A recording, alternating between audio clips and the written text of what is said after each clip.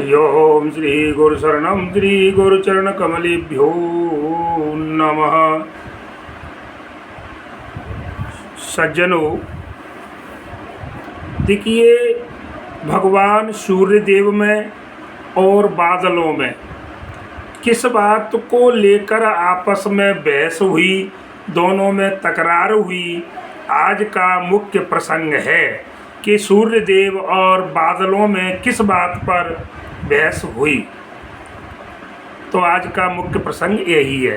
तो सज्जनों, देखिए, मैं बताऊं कि जब श्री राघवेंद्र सरकार माता जानकी के साथ में भैया लक्ष्मण के साथ और जब वनवास के लिए गए हैं, तो जब गंगा तट पर पहुँचे हैं तो केवट से नाव मांगी है और केवट की नाव में बैठकर के सज्जनों, जब श्री राम जी सरकार माता जानकी लखन भैया के साथ में और जब ये जा रहे हैं, तो उस समय का ये प्रसंग है कि मंद मंद गति से धीरे धीरे हवा चल रही थी, नाव गंगा नदी में जा रही थी। सज्जनों, उधर में क्या हो गया कि जब गंगा में और जा रहे थे तो उधर तो सूर्य भगवान और उधर बादल दोनों ही भगवान के दर्शन के लिए और व्याकुल थे।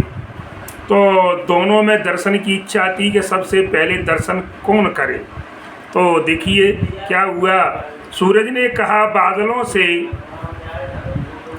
जब बात देखने की आई तो सूर्य ने बादलों से कहा कि देखिए बादलों, तुम एक तरफ हो जाओ वो हमें प्रभु के दर्शन करने दो। राम जी सरकार के भैया लखन के साथ में माता जानकी जी हैं, तो उनको हमें निरखने दो, देखने दो, क्योंकि तुम बादल हमारे बीच में आ गए, इसलिए हमें उनके दर्शन नहीं हो पा रहे हैं।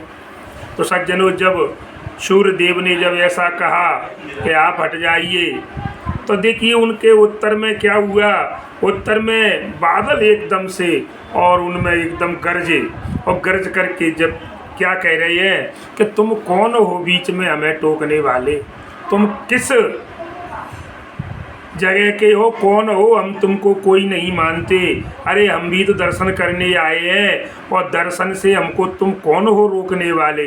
इस प्रकार से दोनों में महाराज बहस होने लगी। तब सूर्य भगवान कहते हैं, क्या कहते हैं कि तब कहा सूर्य ने कि दर्शन का पहले हक नहीं तुम्हारा है, और है सूर्य वंश में रामचंद्र, इससे अधिकार हमारा है। देख भाई, बादलों से कहा कि देखिए तुम्हारा हक भगवान श्री राम जी के दर्शन करने का नहीं है, क्योंकि राम जी सूर्यवंशी है और मेरे वंशज है, सूर्य वंश में रामचंद्र है, इसलिए उनके ऊपर हमारा अधिकार है दर्शन करने का। तो सज्जनों, क्या सुंदर बात कही है, बादलों ने क्या सुंदर उत्तर दिया। बादल बोले रहने भी दो, यह फिक्रे नहीं ढंके हैं, हक तुमसे ज़्यादा हमको है, क्योंकि हम दोनों एक ही रंग के हैं। बादलों ने क्या सुंदर बात कही कि ठीक है, तुम कह रहे हमारे वंश के हैं, लेकिन एक बात करो, वंश के हैं तो क्या हुआ, लेकिन वंश के कहाँ हैं, तुम कैसी है और ये कैसी है, देखो हमारी और इनकी, अरे हक तुमसे ज़्यादा हमारा है, क्योंकि हम दोनों एक रंग के हैं। तो वंश के तो यही बताए जाएंगे जो एक ही कलर के हैं, हम दोनों एक ही रंग के हैं। बादल कहने लगे ये तुम्हारी चतुराई यहाँ नहीं चलेगी, क्योंकि उनको भी घनश्याम कहती है, वे भी घनश्याम कहते हैं और हम भी घनश्याम कहते हैं। इस श्याम रंग के नाते से हम एक बखाने जाते हैं, इसलिए उनका नाम भी घनश्याम, श्याम वर्ण हम, इसलिए हम एक हैं।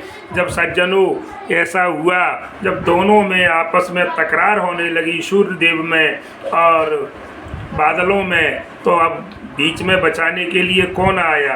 तो जब दोनों में तकरार हुई तो सज्जनों, जब बात बढ़ गई दोनों में, तो इतने में बीच में पवन देव आ गए, हवा चलने लगी, हवा ने उनका बीच बचाव कर दी, हवा चली, बादल हटे, सूर्य को दर्शन हुए।